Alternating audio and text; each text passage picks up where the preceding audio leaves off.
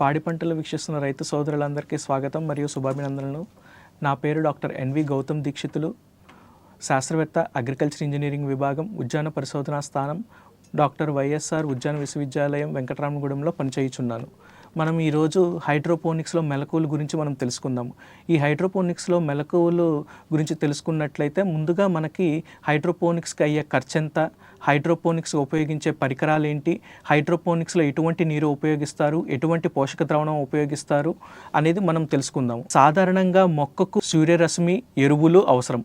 అలానే మొక్కకి మట్టి లేదా నీరు అనేది మాధ్యమంగా ఉపయోగిస్తూ ఉంటాము. ఈ సాధారణంగా రైతులు ఏ సమస్యలు ఎదుర్కొంటున్నారు అంటే కాలుష్యం ఉన్న నీటిని, లేకపోతే మట్టిలో ఆమ్లం కానీ ఉదజని కానీ ఎక్కువగా ఉండటం, లేకపోతే ఈ మట్టిలో ఏవైతే ఈ సమస్యలు ఉంటాయో తెగుళ్ళ సమస్యలు కానీ, లేకపోతే మట్టి మేనేజ్మెంట్, నీరుని సరిగ్గా మనం ఉపయోగించాలి అంటే డ్రిప్ పద్ధతి, స్ప్రింక్లర్ పద్ధతిలా కాకుండా ఈ ఫ్లడ్ ఇరిగేషన్ మామూలుగా ఉపయోగించే పద్ధతుల ద్వారా ఉపయోగించినట్లయితే, అలానే ఎక్కువ ఉష్ణోగ్రతలు పెరగటం ద్వారా మనము ఈ సమస్యలు అనేది ఉంటాయి. దీనికి పరిష్కారంగా హైడ్రోపోనిక్స్ అనేది మనం ఉపయోగిస్తూ ఉంటాము.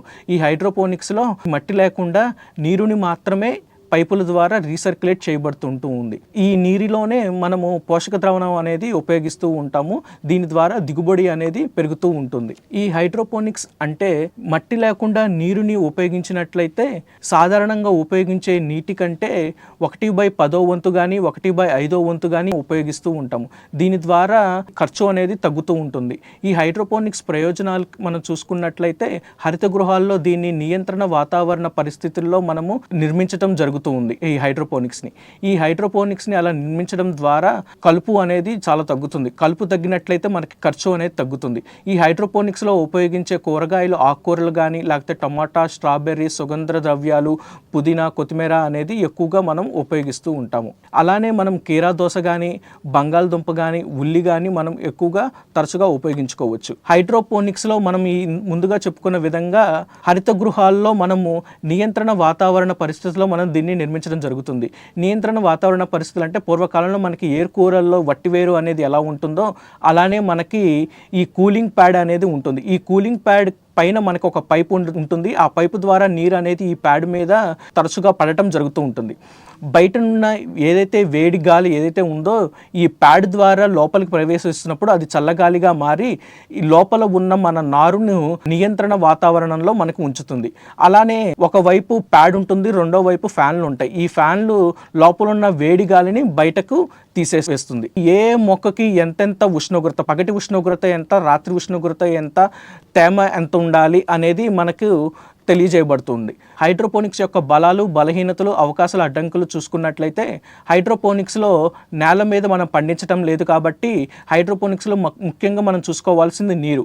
ఆ నీరు ఎంత ఉపయోగకరంగా బాగా ఉన్నాయి అనేది మనము శాంపిల్ ద్వారా మనము తెలుసుకోబడుతుంది. అలానే బలహీనతలు చూసుకున్నట్లయితే ఇది మట్టి మీద మనము పండించడం లేదు కాబట్టి మట్టి మీదలో పండించే దిగుబడితో మనము పోటీ పడలేము. మనం పోటీ పడాల్సిందల్లా నాణ్యతలో పోటీ పడాలి.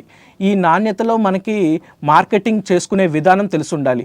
దానికి లేబుల్స్ వేయటం కానీ, లేకపోతే మార్కెటింగ్ చేసే విధానం అనేది మనకి తెలిసి ఉండాలి. అలానే ఈ హైడ్రోపోనిక్స్ గురించి రైతులకు అవగాహన చేసే సంస్థలు ఇంకా అంత ఎక్కువగా ఏర్పడలేదు మన దేశంలో.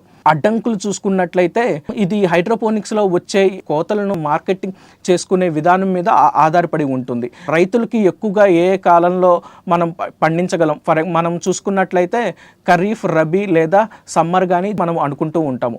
అలా అనుకున్నట్లయితే ఈ హైడ్రోపోనిక్స్ ద్వారా నియంత్రణ వాతావరణ పరిస్థితుల్లో మనం ఇది పెంచుతున్నాం కాబట్టి ఎప్పుడైనా సంవత్సరం పొడవునా మనం ఇది పండించుకోవచ్చు. ఈ హైడ్రోపోనిక్స్కి ఉపయోగకరమైన భాగాలు ఏంటి అంటే నెట్ కుండీల్ని ఈ రెక్టాంగులర్ ఛానల్స్ కానీ లేకపోతే పైపుల్లో కానీ మనము పెట్టుకుంటాము. నెట్ కుండీల్లో మనము మీడియా అనేది పెట్టుకుంటాము. ఆ మీడియాలో మన వేర్లు కానీ మొక్కలు కానీ పెంచుకుంటాము.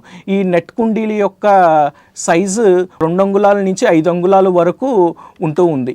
ఈ నెట్ కుండీల్లో మనకి ఉపయోగపడే పదార్థాలు ఏంటి అంటే క్లే పిల్లెట్స్ అంటే బంకమట్టిని బాగా వేడి చేసి అధిక ఉష్ణోగ్రతలో దాన్ని మనం ఇటుకురాలు లాగా చిన్న చిన్న ముక్కలుగా మనం ఈ నెట్ కుండీల్లో వేసుకోవటం, రాక్ వూల్, వర్మికులైట్, పెరిలైట్ కానీ లేకపోతే కంకర, ఒయాసిస్ క్యూబ్స్, కొబ్బరి పీచు, కోకోపీట్ అనేది ఉపయోగించుకుంటూ ఉంటాము.